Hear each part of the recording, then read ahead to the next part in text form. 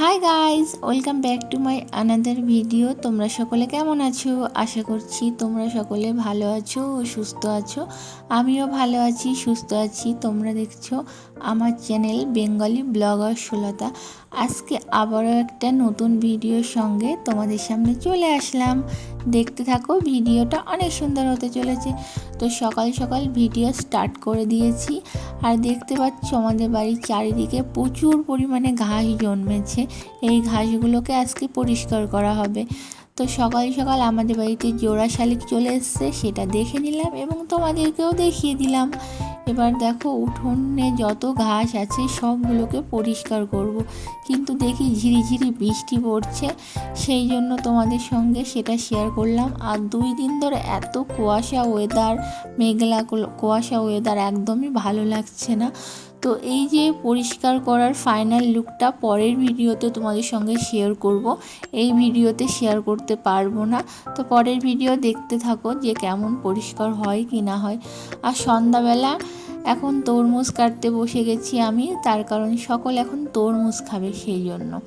তো তরমুজটা দেখতে পাচ্ছ মোটামুটি ভালোই লাল। মা সন্ধ্যাবেলা নিয়ে এসছে বাজারের থেকে। তো আমি টিউশন পড়িয়ে বাড়ি এসেছি, আসার পরে আমি একটু কেটে রেডি করে নিচ্ছি। আর আমি এইভাবেই তরমুজটা না কেটে তারপরে খাই, ওই খোসা শুদ্ধ ওইভাবে খেতে পারি না। তো দেখো, এই যে কেটে নিয়েছি।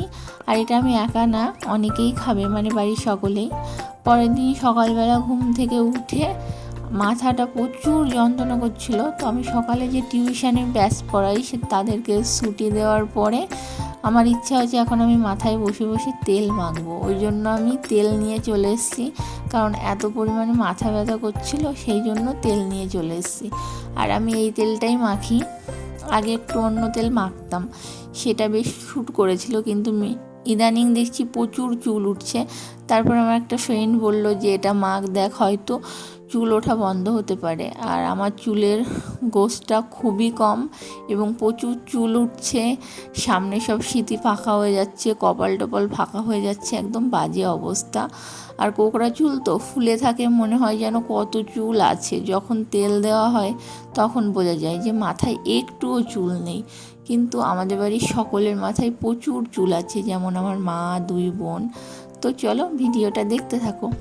হঠাৎ করে সন্ধ্যা রাত্রে দেখি আমাদের পাড়ায় মানে তাড়াহুড়ো লেগে আছে, সবাই একদিকে ছুটছে। আমিও ছুটলাম যে কি হয়েছে দেখে আসি।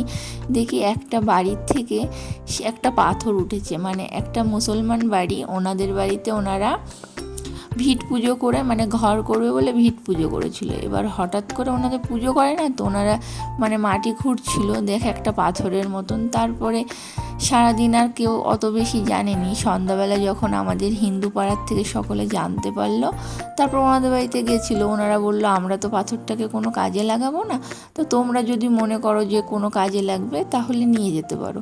তারপর পাথরটাকে নিয়ে এসে আমাদের বাড়ির পাশে যে শিব মন্দির আছে, এটা মন্দির না, একটা বটগাছের নিচে একটা শিবলিঙ্গ আছে, সেখানে নিয়ে এসে পরিষ্কার টরিষ্কার করে ওখানে রাখা হয়েছে।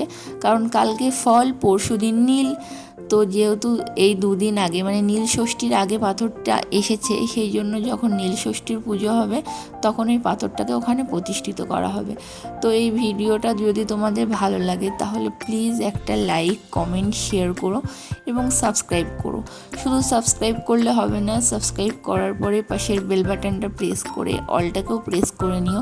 তাহলে আমি যখনই কোনো ভিডিও পোস্ট করব সেটার নোটিফিকেশান তোমাদের ফোনে পৌঁছে যাবে।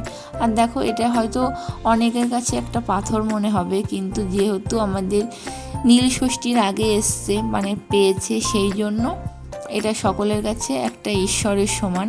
আর এই যে ধোয়ানো হয়েছিল, যে জলটা ছিল, সেই জলটা ছিটিয়ে ছিটিয়ে সবার গায়ে দিয়ে দেওয়া হলো। আর আজকের মতন এগুলোকে এখানেই রেখে দেওয়া হবে।